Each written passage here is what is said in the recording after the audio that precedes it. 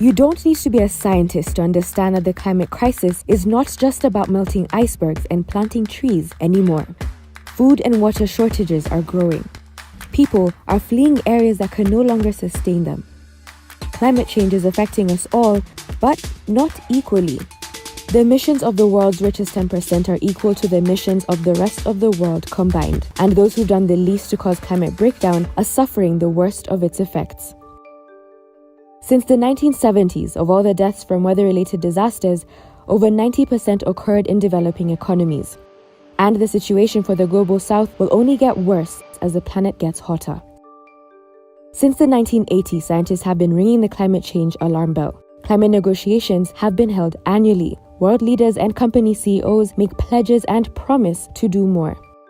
Yet, not a single high-income country is reducing emissions fast enough to effectively protect the planet, often delayed by the deceptive tactics used by fossil fuel companies.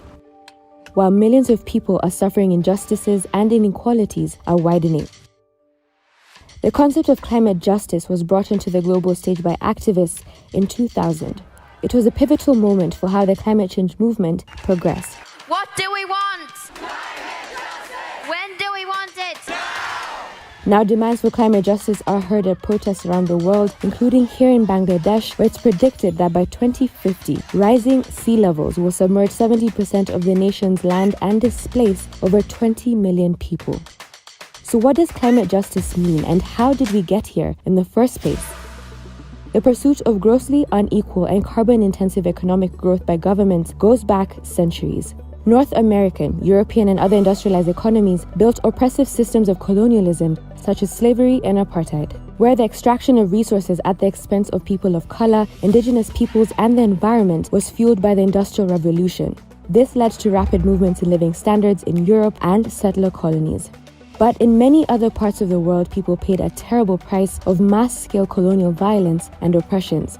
Never mind the vast amount of fossil fuels extracted, centuries of deforestation has left land extra vulnerable to climate disasters.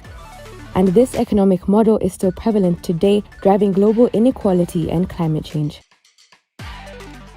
A study found that in 2015 alone, the North appropriated from the South 12 billion tons of raw material, 822 million hectares of land that's twice the size of India, 21 exajoules of energy that's 3 times the annual energy consumption of the United Kingdom, and 392 billion hours of labor, all worth $10.8 trillion, enough to end extreme poverty many times over. But it's not only about racial injustice and the oppression of indigenous people and their land. There's more. People experiencing forms of oppression like sexism, homophobia, and poverty anywhere are impacted more by climate change. For example, after Fiji was hit by the strongest ever recorded cyclone in the southern hemisphere, this LGBT community were excluded from disaster response plans and also blamed for the natural disaster. Climate justice is about recognizing the interconnectedness of these struggles. Genuine solutions to the climate crisis means that accelerating the reduction in emissions, of course, but also that we work together to create a sustainable, fairer, and more equal world in the process.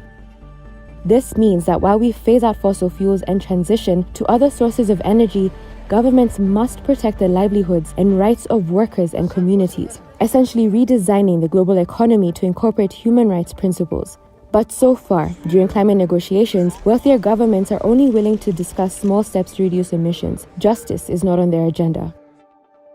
Recently, some governments made a symbolic gesture to pay millions to enable the most vulnerable countries to cope with the harm and damages associated with climate change, known as loss and damage.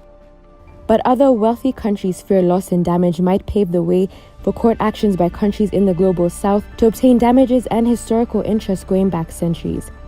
If governments in the global north are prepared to face up to the hard truths of their historical, moral, and legal responsibilities, then climate justice and positive change is possible for us all.